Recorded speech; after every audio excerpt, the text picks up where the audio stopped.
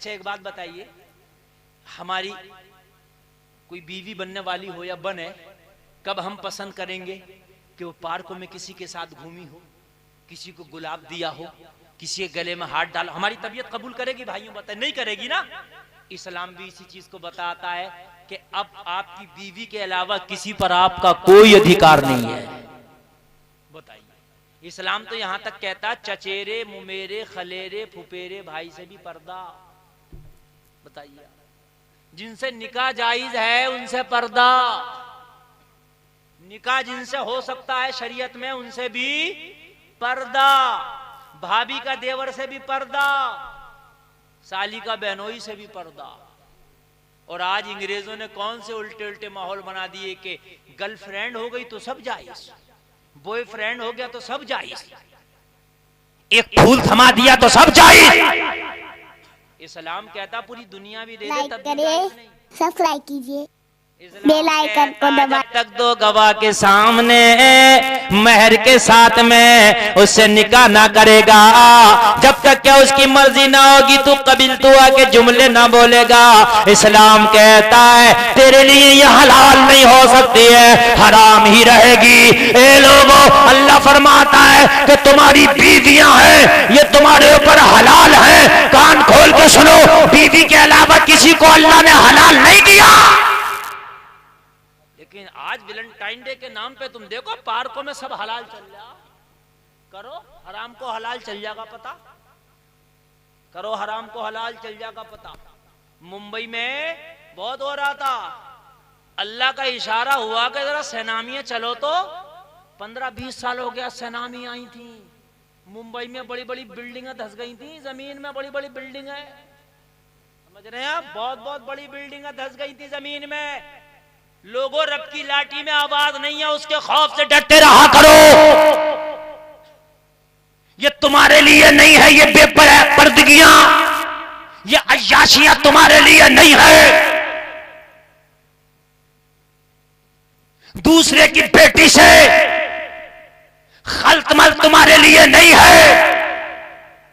मालूम है, सरकार मुफ्ती आजम हिंद कह दो ना सुभान अल्लाह, सुभान अल्लाह। बेशक ये बात मैंने सरकार मुफ्ती आजम हिंद के किसी मुरीद से सुनी है। समझ किससे सुनी है? किसी मुरीद से सुनी है मैंने, सरकार मुफ्ती आजम हिंद के। सरकार मुफ्ती आजम हिंद के मुरीद कौन है? हुजूर नजीब मियाँ, हुजूर अमीन मियाँ। सरकार मुफ्ती आजम हिंद से बायत है, ये बच्चे थे, बचपने का आलम था, आए थे बरेली शरीफ। इन्होंने जिद कर ली कि पिरानी अम्मा के हाथ को बोसा देंगे। क्या करेंगे? बोसा देंगे। का जब जिद कर ली, सैयद जादो की जिद थी, सरकार मुफ्ती आजम हिंद ने फरमाया अपने हाथ पे कपड़ा लपेट के, अल्लाह अल्लाह, और पर्दे से हाथ बाहर निकाल के बच्चों की जिद पूरी कर दी जाए।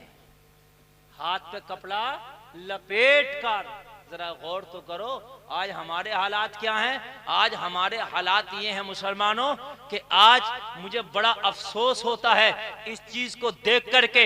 आज ये बहुत चल रहा है, आज कितनी मुसलमान बेटियां ऐसी हैं जो गैर मुस्लिमों के साथ फ्रेंडशिपें बनाए पड़ी है, कितनी मुसलमान बेटियां ऐसी हैं जो गैर मुस्लिम लड़कों के साथ में खूब टहल रही है, उनकी दोस्तियां चल रही है और दोस्तियां बड़े लंबे लंबे समय से चल रही है, ट्रिपें हो रही है। ये लोगों पार्कों में घूमा जा रहा, मुझे बताओ हाय क्या हो गया? अगर तू किसी मुसलमान बेटे के साथ घूमे तब भी हराम है, किसी मुसलमान के साथ ट्रिप पे जाए तब भी हराम है, किसी मुसलमान के गले में हाथ डाले तब भी हराम है। अब गैर अहले हुनूद के तू गले में हाथ डाल के घूम रही है, ये पता कहां से जायज होगा? ये कल्चर नहीं मिला। ये लोगों अपने बच्चों को मुस्तफा की शरीयत का पाठ पढ़ा दो सबसे। बाबा जिंदाबाद। बेशक सुभान अल्लाह, सुभान अल्लाह। बेशक कॉलेजों में बाद में दाखिल करो, अपने बच्चों को पहले पाठ पढ़ा दो। तो पर्दा क्या चीज है? तुर्की के अंदर लड़कियां जहाज चलाती हैं, पायलट भी हैं, लेकिन उनके पर्दे का यह आलम है कि उनका हाथ तक नहीं दिखता, नकाब पहनती हैं और उसके बाद में पायलट बनी हुई हैं और वो चलाती हैं जहाज। अगर पर्दे के साथ आप कोई काम कर रही है और आपको अब जो है पर्दा उसमें नहीं हटाया जा रहा तो आप कोई काम कर सकती है। समझ रहे हैं? आप कोई काम कर सकती हैं, लेकिन जहां पर्दे की आपकी धज्जियां उड़ रही हों तो खुदा की कसम ऐसी नौकरी पे ठोकर मार दो जहां पर पर्दे की धज्जियां उड़ रही हों। पर्दा ऐसी चीज है जो औरत को हिफाजत में रखता है। लोगों, अंग्रेजों ने ये इस्लाम की धज्जियां उड़ाने के लिए नए नए नाम दे दिए, वैलेंटाइन डे दे दिया, ये दे दिया, वो दे दिया, क्या क्या चीजें चल रही हैं और हम उसको फॉलो करते चले जा रहे हैं, फॉलो कर रहे हैं। मैं अर्ज कर रहा था कि रब का जब अज़ाब आता है, जब चाइना में रब का अज़ाब आया तो लोग करें कोरोना वायरस है। हमने कहा तुम इसको कोरोना कहो या कुछ भी कहो, लेकिन ये रब की लाठी है। जब पड़ती है ना तो बड़े बड़े अच्छों को जमीन में धसा देती है। अब एक बात बताऊं, जो चाइना के लोग ना बुर्के पे पाबंदी लगा रहे थे ना, अब औरतें तो औरतें, वहां के मर्द भी नकाब पहन के घूम रहे हैं। देख लेना आप, औरतें तो औरतें, मर्द भी नकाब पहने घूम रहे, और नकाब भी ऐसी का कुछ दिख ही नहीं रहा, आंखों पर भी, हाथों पर भी, और बच्चों को भी नकाब में। इस्लाम में छोटे छोटे बच्चों का पर्दा नहीं था, लेकिन अब तो तुमने छोटे छोटे बच्चों को भी नकाब पहना दिया। ये रब की लाठी है कि जब तुम नकाब पर पाबंदी लगाओगे, अगर रब को जलाल आ गया ना तो पाबंदी लगाने वालों तुम्हें भी नकाब रब उड़वा देगा। सुभान अल्लाह, जिंदाबाद, बेशक। अब घूम रहे हैं ओढ़ ओढ़ के नकाब। अब क्यों घूम रहे हो भाई? समझ रहे हैं आप? अपनी मर्जी कर रही है। जो चीज अल्लाह ने हलाल की है उसे भी खा रहे हैं, और जो हलाल नहीं की है उसे भी खा रहे हैं। चकचूंदर मिला उसे भी खा गए काट के, चूहा मिला उसे भी काट के खा गए, चमगादड़ मिला उसका सूप बना के पी गए, सांप मिला उसे भी खा गए। अरे कोई चीज छोड़ोगे कि नहीं छोड़ोगे? ए लोगों, अल्लाह ने कुछ चीजें हराम की हैं, कुछ चीजें हलाल की हैं, खाओ। अब जब पूछा गया ना इन डॉक्टरों से, इन साइंसदानों से कि कोरोना आया कहां से, कहा ये जो सांप और ये बिच्छू और ये सांप और ये गीदड़ और चूहे छछूंदड़े खा रहे थे, ये यहीं से आया। हमने कहा खाओ, अल्लाह ने जो तैयब रखा, हलाल रखा, पाक रखा, खाओ, इंशाअल्लाह इस तरह की बीमारियां ही नहीं आएंगी। मगर नहीं मान रहे। अब सब छोड़ दिया। अब तो जो हलाल था ना वो भी छोड़ दिया। ना ना ना, हम नहीं खाएंगे। मुर्गा खाओगे? नहीं नहीं नहीं, अब तो मुर्गा भी नहीं, अब तो बकरे को भी करीब नहीं आने दे रहे।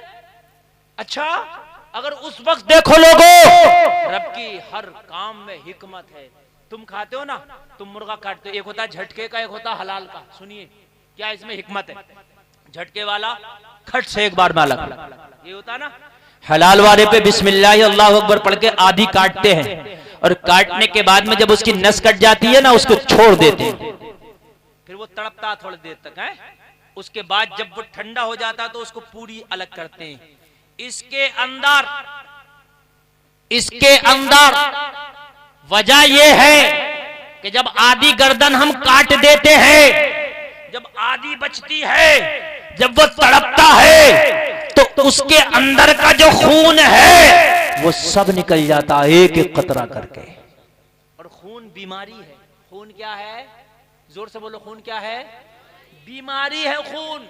तो वो जब तड़पता है ना तो खून का एक एक कतरा निकल जाता है, और जब निकल जाता है तो बीमारी भी निकल जाती है। अब उसका गोश्त खाने में बीमारी नहीं आती।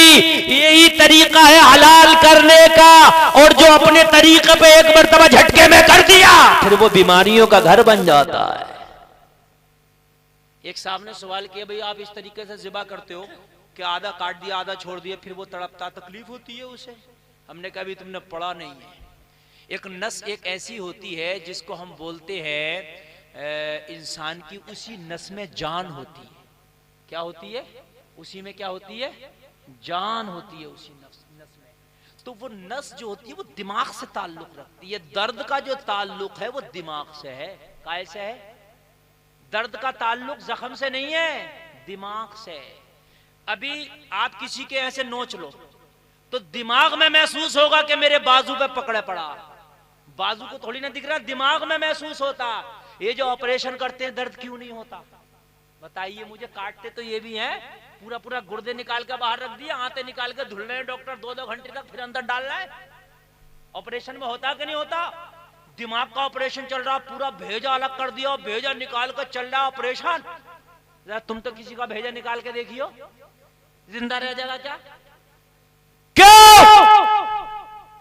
जो नस होती है दिमाग से जो मिलती है, जो नस दिमाग से दर्द का में एहसास कराती है, डॉक्टर लोग इंजेक्शन देके उसी नस को सुन्न कर देते हैं, दिमाग से राब्ता काट देते हैं उसका। दिमाग से क्या कर देते हैं? राब्ता